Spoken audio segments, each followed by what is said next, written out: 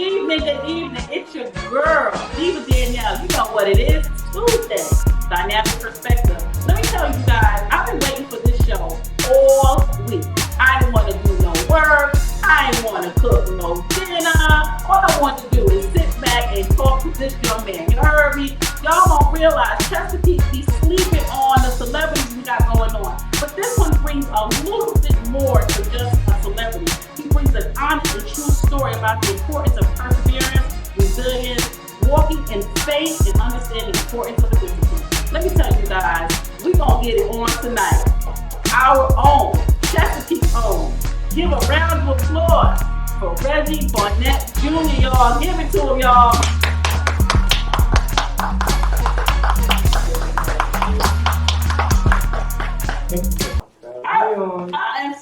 I'm so like excited. I'm gonna be a little kid, y'all. You know, y'all gonna be blushing, y'all. But I'm getting ready to blush, okay? Let me tell you, I'm sitting here with the Bareknuckle champion. Now, you guys are probably saying, Bareknuckles, what is that? So I'm gonna let Reggie explain to you the importance of this discipline. Reggie, tell them about Bareknuckles and how you got started. I mean, it's a long story, but to put it in the button, about 40 years ago, Bareknuckle was legal, and then they outlawed it. Well, the owner, Dave Feldman, worked for quite a while to bring Bareknuckle legally sanctioned and back to the United States. What did he say, after 27 or 28 no's, Wyoming finally said yes. Okay. And in 2016, I went to the tryout in Philadelphia. Showed out. I was hands down the best fighter there. Anybody who ever was at that tryout will tell you that. And about late 2017, early 2018, we got the call. They were going to do the show. And in June, we made history. We had the first legally sanctioned Bareknuckle competition in 130 years. And I was there. I got to take part in it. I got to solidify my name with a stamp. That's how it started. Did you guys hear Legally. that? Legally. Now, what you guys do at the bar ain't I've been legal. street fighting all my life, though. Yeah, see, that street fight stuff, let's define that. This is a defined discipline. Bareknuckles is a defined discipline. It takes a lot of training. It takes a lot of perseverance. And most importantly, it takes you understanding your craft as well as the opponent that you're getting ready to face off against. So this is not something that you go stand on the corner and say you're a bare-knuckle fighter. I'm telling you that right now. That's not sanctioned, okay? But Reg, let me ask you a question. You know, you have a very interesting backstory, and I read some things about how your life had changed. And if you don't mind me asking this question, coming from a very tumultuous youth, you know, alcoholism, street fighting, finding yourself incarcerated for some time, what made you say, you know what, my blueprint is going to stop right here, and this is the direction I'm going to go in? I mean, even before I went to prison, essentially, I had made up my mind. Like, when they were giving me my time, I asked for more so I could qualify to go to the program. And my mom thought I was absolutely crazy. Most people, you know, for more time. Yeah, but I knew what I wanted to do. And I did what I was supposed to do there, and I got out, and I hit the ground running. And, you know, I don't want to hit a lot of roadblocks. You know, losing fights, you know, trying to find a job, you know, all that stuff that we go through. But every time, you know, I prayed on it. And then when I couldn't pray on it, I'm sure there were people praying for me. I was like, Mom, what do I do? She's like, give it to God, pray on it. But you also have to do the footwork too. And just be like, here, you handle this and not do nothing. So I just kept plugging at it, and you know, whenever there's an opportunity, I jumped on it, and it worked out. It didn't. But there's a rapper, and he said, my biggest failures are mine for the times when I didn't try. Exactly. And I knew before I even went in, you know, those were my biggest times. So anytime I had an opportunity, I at least try. And the rest is history.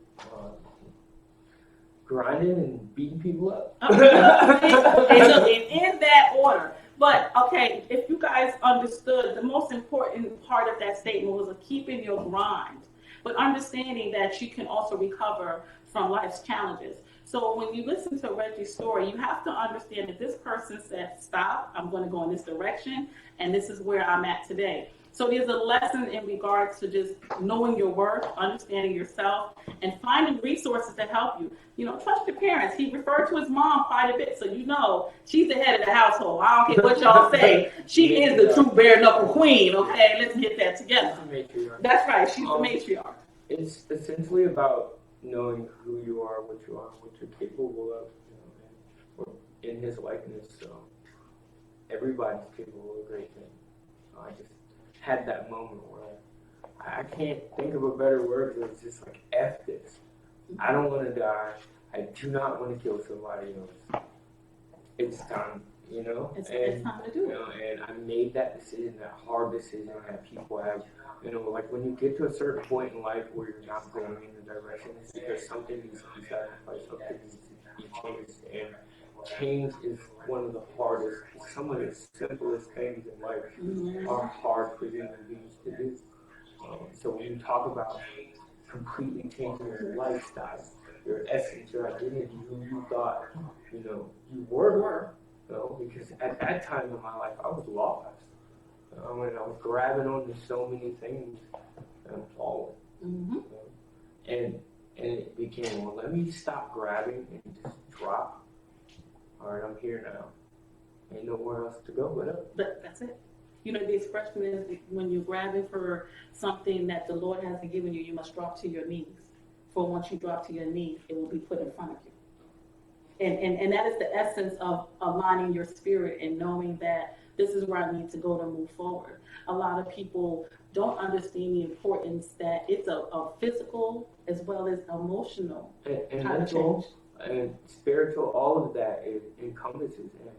And there have been moments in my life where God has straight up talked to me. Like I know, like I'm just right over here my shoulder, And when it came to making that decision, he said, I promise you, son, if you sit down, just sit down for a little while. He's like, I got you. That's the most important thing. I got you. And it was like, I got out and I fought 3 days out of prison. 3 days out of prison. Not a lot of people know that. I fought Thomas Blair. I got out on a Wednesday. And I fought Thomas Blair on Saturday. And I thought I was the best shape of my life. I'd done almost 3 years. I'm up in the wreck this dude. And it was a great fight. And then right in the third round, he just caught him, put my lights out. And it was like, and I left. I remember leaving the arena and I was just walking. I was like, all right, you got that one. And I'm going to give you that one. But that's not going to make me quit.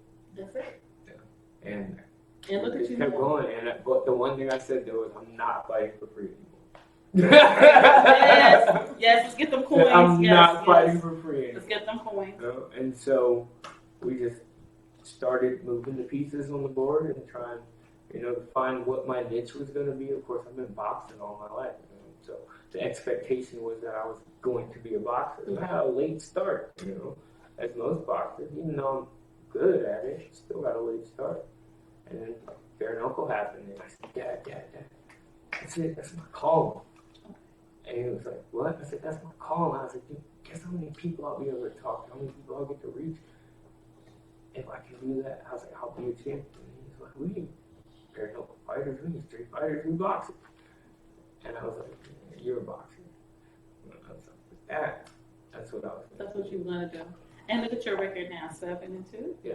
7-2. Now let me tell you guys, legally. So let me tell you. So when I first saw the fight that happened in July, I was sitting at my desk, and I watched this fight. And I don't think I went to near meeting. I didn't answer my phone because this fight had me from the beginning it started to the end. I found myself yelling, talking about, oh, that's a cheap shot. What this guy call himself doing? And just the poise and the professionalism that Reggie brought to this fight, it was the best thing ever. That's why I knew when I saw him, I was going to be nothing but cheesing because I just got to watching this fight and I'm sitting next to someone that's so extraordinary at what he does. And then what you do in the community too with the boxing gym, 7-on-7. Tell us about that. So my father opened the gym when we were 16. I think 16 years now, to keep me off the streets and out of trouble. And it didn't work. So you said it didn't work, It didn't but it's work working now, though. It didn't work at all. But it's working now. But in the course of that, even in my own struggles, I believe we saved a lot of lives. And we pointed a lot of people, to God in the directions that they were meant for in life, if it wasn't just in fighting. And so that's what I always tell people, that 757 boxing isn't just about fighting. We build champions. If you look at our track record, we have champions from, 8 all the way up to me, 36, So we build champions, but at the same time, we build great young men and that turn into magnificent adults in anything that they do. I've had, my buddy Carlo Moore, we boxed together, I can't even remember how long we boxed together. And he decided he was done and he was going to go and seek being at a higher rank in the military. And he accomplished his goal, And it's the lessons that we learned, that we shared together in that gym, that structure, that discipline. Just all of it that helped him carry into it. But, all right, well, this is for me one, but I'm going to take what I learned in here and apply it. Someplace else. And that's so refreshing, because nowadays, like these children nowadays, these millennials, they think they know everything.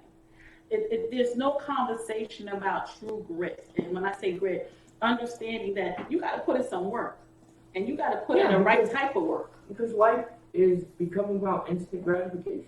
Exactly. If I can't get what I'm looking for, or the feeling that I need, or whatever, instantly, right there, right now, then I'm going to move somewhere. Mm-hmm. But because of my choices and the things that have happened to me in life, I'm used to look at it like, man, why is this happening? I don't know why, And then it's like, no. What can I get from this? How is this going to make me grow as a person? Because the more I grow, then the more the people around me grow. Exactly. My son I call him my parrot. He is literally my parrot. If I get my boxing stance, he'll get his boxing. He's 2 years old. You start that legacy. So it's like, if I don't grow or continue to push through the roadblocks or the bumps in my life, then how's he going to be able to do that? Right. If in the past, I would just fold and go get me a bottle and, drown my sorrow. No, woe is me. It's just, it doesn't work that way. A good friend of mine told me that I could never, ever take care of my family until I took care of myself. Exactly. And that's probably the most important lesson out of this, because now you're in a position to give so many other people not only life skills, but a skill that they could probably horn in and apply to some other discipline that they decide to go into. I tell them that it's not just about fighting. If you take some of the tools you're learning and apply it in any. They say that boxing is the hardest sport on this planet. I believe that. Right? I mean, when you sit back, that's probably the most physical, because you're getting hit. No, but it's not. And see, people look at it's not the physical aspect of it. It's not. That makes it the hardest. Okay, now explain that. Right? And same thing back to my son. I can teach my 2-year-old how to box. He can throw punches. He can move his head, whatever. But it takes discipline to do it over and over. Right? Okay. It takes a little bit of grit to push through the pain when you don't have any more to go. Now those are mental aspects of it that we're talking about. Anybody can take or throw a punch. Right? It's getting up and running those 3 extra miles that you really, really don't want to. Right? You can run it all the time, isn't it? But that mental to get up and do it, to hold yourself accountable. Yeah, that's true. So we're getting ready to go to our commercial break. I definitely want to shout out our sponsor, I Shot Shoe Graphics, in the eastern part of our beautiful country, New York, New Jersey, and to Mr. White Transport for supporting this episode.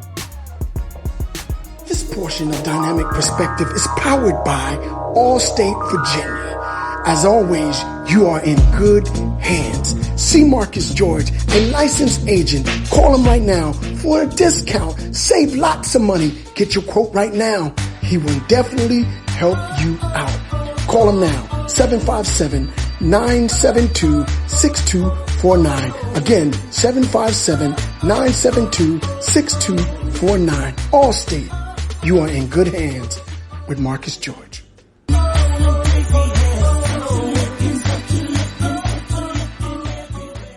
We're back. So now, as you know, Reggie has a lot of other things up his sleeve. I mean, he's working on several different initiatives here in Virginia, and I'm going to give him an opportunity to talk about those initiatives as well, too. But let me tell you guys something. Let me show y'all something. Let me just show y'all this here. Look, y'all, I am the belt holder. Do you see me? I'm wearing do you see me, y'all? I am the belt holder. Check me out. Looky here. Your girl is wearing the belt. I'm big time today, okay? This is what you do when you do some hard work, trust me. But all jokes aside, Reggie, tell us about some of the initiatives you got going on, the one that you did during the pandemic and what you're working on now. So we don't, like we say, if we're not working in the ring, I'm working in the community. So during the pandemic, I started the Educated Minds Project. And it's just an initiative for local communities because the kids were so spaced out and they weren't getting a chance to actually interact with each other and talk, for us as adults and parents to help assist them in that and play a little bit more of a role in making sure that if the kids were isolated, or ours essentially was more geared toward studies. Okay.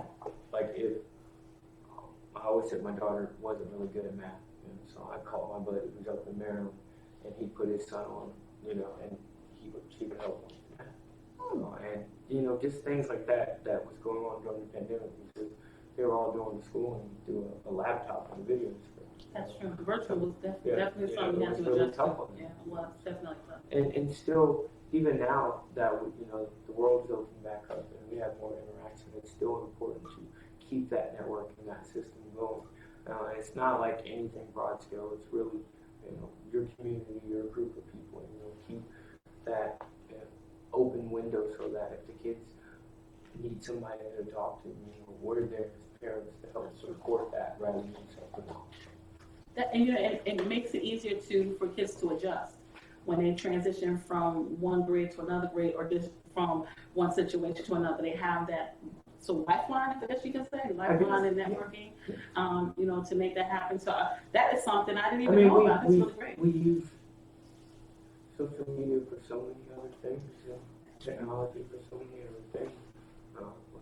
Build a network within each other for our children. Let's use it for something good. Yeah. It's definitely. So tell me about this other foundation you guys are getting. So I'm adamantly trying, and I'm going to keep talking about it, and I'm going to talk about it, and I'm going to talk about it.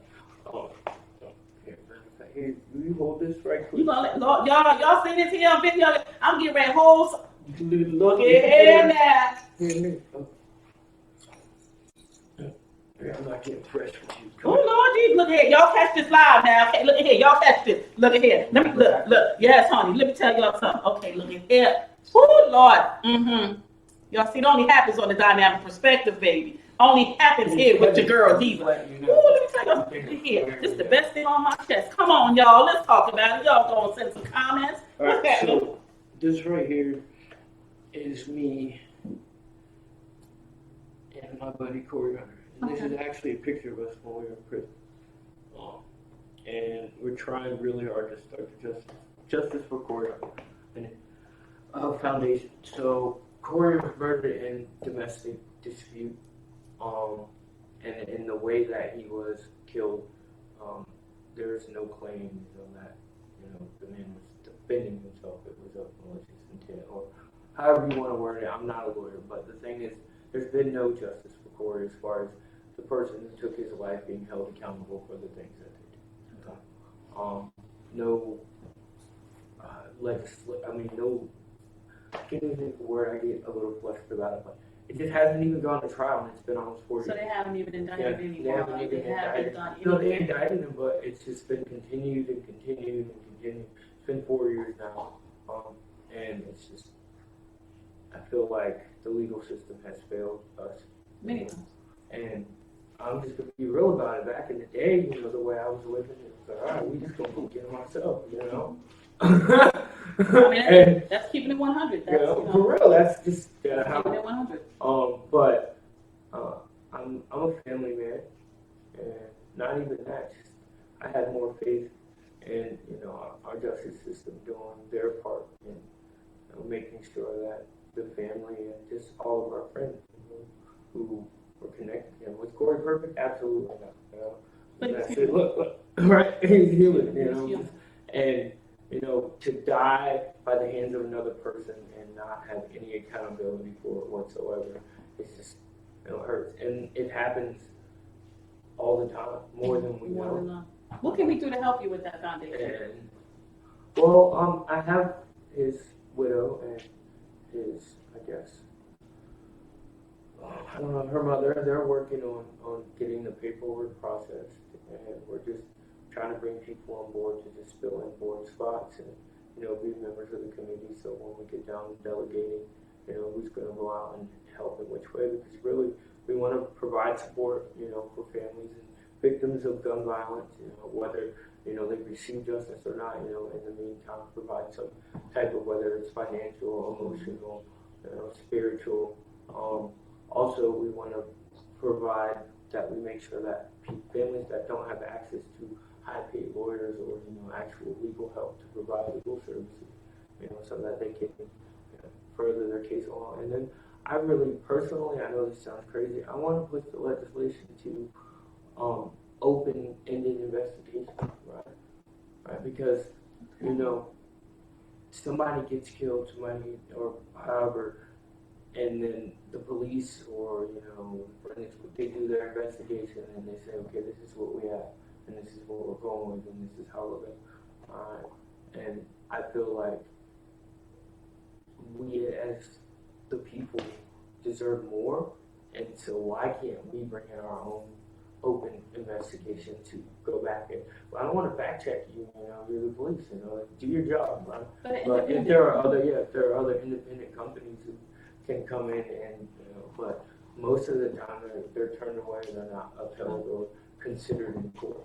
I think what's so incredibly awesome about that is that a couple of things. The friendship that you build with someone in a time of you rebuilding yourself. So you guys definitely rebuild each other. Corey was I can't even, I could fight, Mm-hmm. And when we were locked up, guys always try to try me, and they're like, yo, leave the little man alone. One, he'll give it to you, and two, he's got so much more in his life going to do more. And he was just one of my biggest fans and one of my biggest protectors. And, he knew. He knew. When we were sitting in prison, he knew. He knew what I did. And that's what's important, that he knew what you were capable of, and now we're going to play this forward. So I'm telling you right now, while all y'all out there, whatever you need from the Dynamic Diva about getting this foundation together, you better pick up the phone, you better call me. So, and he was like, man, you're going to change the world. I was like, how?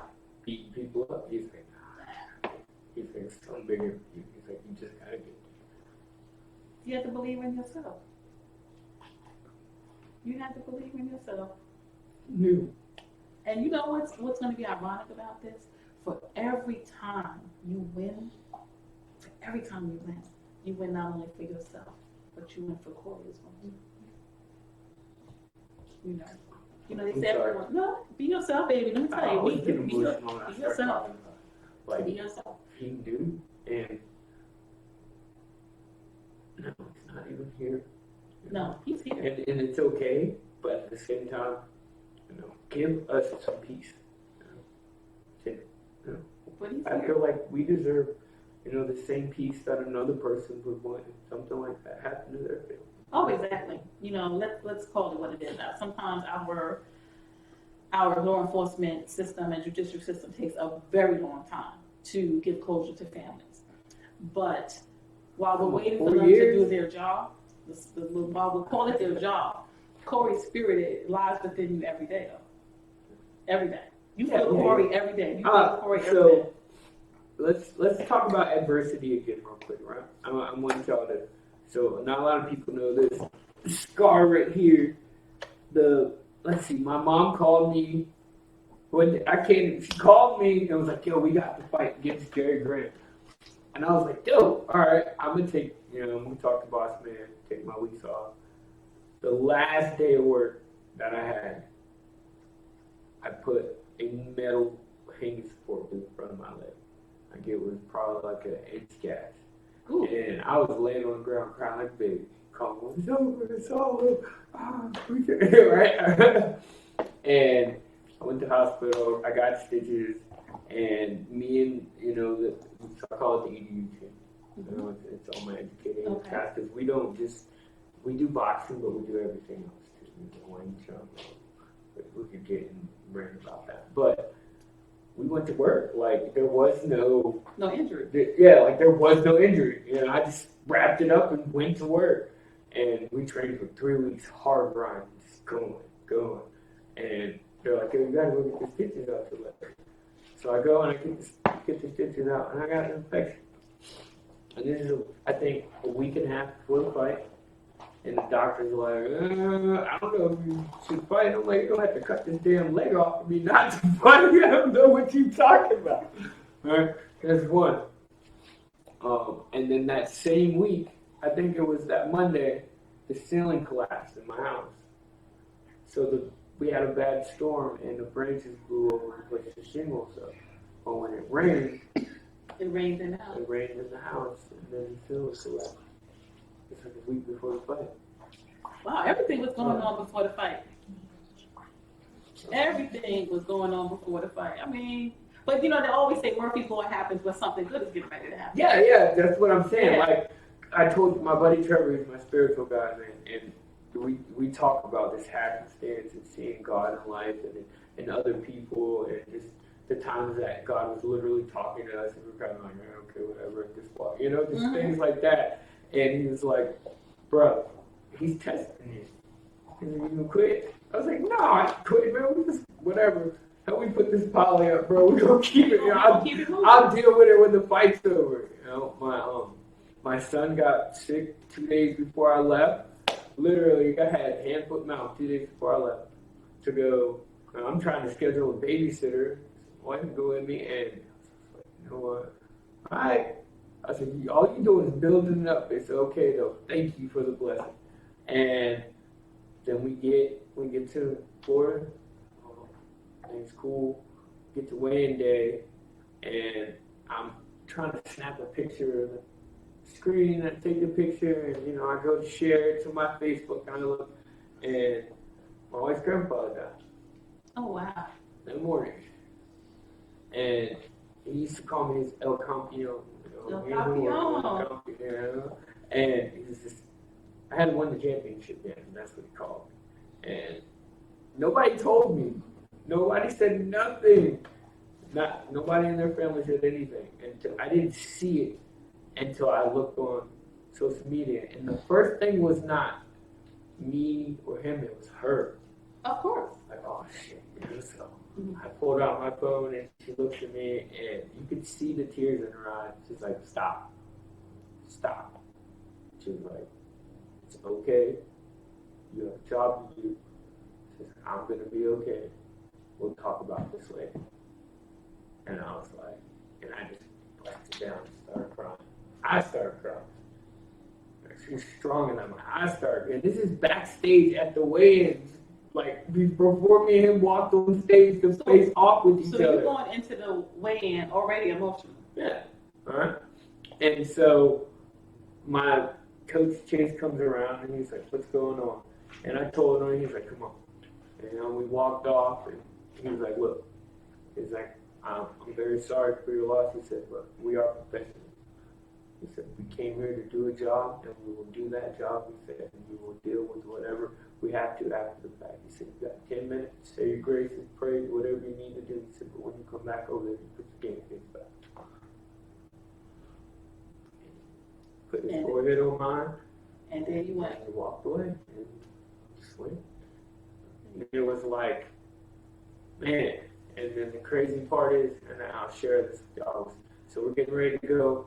And I was like, make sure y'all get a good shot of my back of my shirt. Just my mom surprised and said no damn decision on it. I went to walk through the curtain and I felt him. He said, hey. He said, don't cry, son. He said, you good. He said, there's no way he was watching that fight in the condition that he was in. Now he's got one of the best seats in the house in the kingdom with me. That's it. Go out there and shop. That's it. And that was it, you know, and that's all I could really do, you know. So, it's like, man, what do you do when you're faced with that kind of adversity? And still, you know, and still be able to move forward. Right. And so you take that and you have to give that to other people. Mm-hmm. You gotta give it to other people. You have to find a way to keep what we have by giving it away. That's true. That's true. But they say a lot of things come from the expression. You have to give it sound. You have to be able to let it be in the air so that it comes off your shoulders so that you can move forward in a destiny that's out there for you. And listening to your story, you have evolved 360. Your evolution is so large that your legacy is going to be bigger than you could ever think it's going to be. And you've been graced with a very supportive family. I mean, by no means, just by listening to you. You've also been graced with people in the edu team that's like, yo, Reggie, we got you. This is what it is. You know, we're going to make sure you're good. And you've also been graced with the discipline of boxing. My students, yeah. I came 5:30 in the morning, freaking 2 o'clock in the morning, late night. And these guys are, you know, to me, they're kids, you know, they're 19, the early 20s, you know, and their commitment to not me, but being with me to improve themselves because they knew what I was preparing for was inspiring in itself, you know. And so, other than just doing that in essence of fighting, I have to tell you that, I went through all this bullshit before this fight happened. I still went out there with it. That's it. There's no other way of putting that, right? No, I mean, that's just the skinny of it, you know.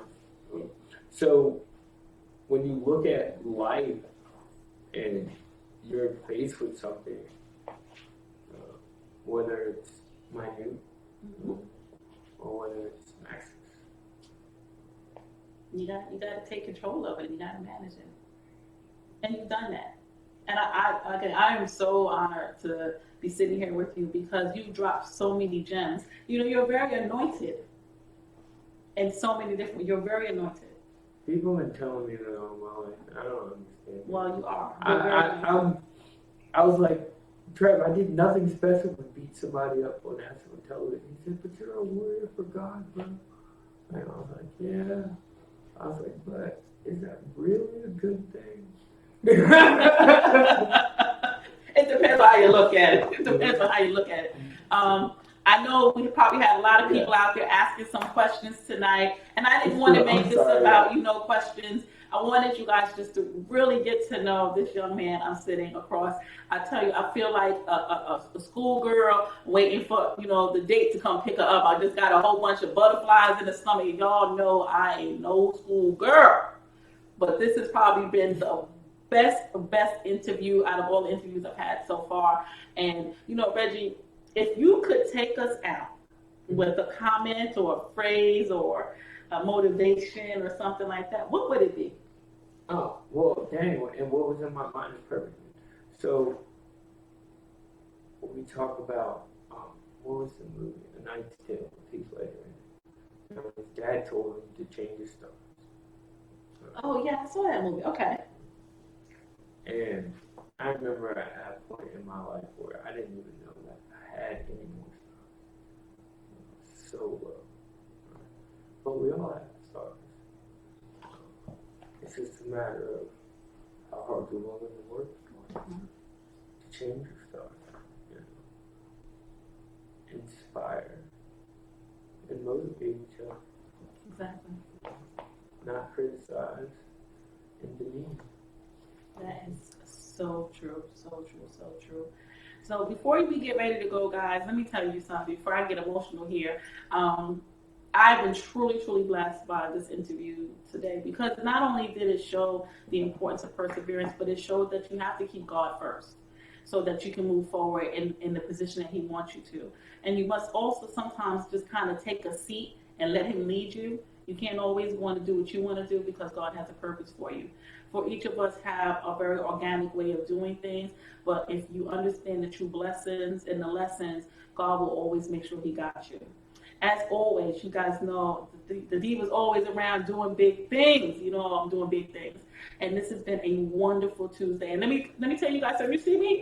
Y'all, I'm shining, baby. I'm shining. Okay, look at here. I don't think he's going to let me take it home, so I better get a cup out here looking like okay. Look, you see how your girl looking right now, okay? I ain't no knuckle fighter, but I can dance your way the thing here. Look at it. Now we're going to have Reggie put your belt on, baby. Stand up here and show us. Come on, y'all. Let's get the chance. A round of applause, baby. Yes! That's what he's doing, baby. Yes! Yes! That's right, y'all. And you saw him here Tuesday with girl Diva Danielle on the Dynamic Perspective. If you can't be with me today, I'll see you next week Tuesday. Watch out for the reruns, and whatever you do it safely, do it smartly, be blessed about it. Until next week Tuesday. I'm out.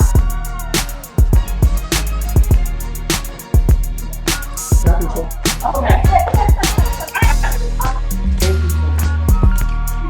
I'm serious. When you ready for the foundation ready, you let me know, okay? I don't. That's okay. Come on, Reggie, put the belt on. Show y'all what I'm working with. Come on now, y'all. Look here. Look here. Come on, look. I don't want to think. I done did it, y'all. Look at that wearing the belt. Look at here, y'all. I am doing some things. It is your girl, Diva Danielle, in a place to be. I am the champ, baby. Podcast champ coming at you live on Tuesday, 7 p.m. I'll see y'all next week. That's gonna let me wake up, y'all. About to get to work.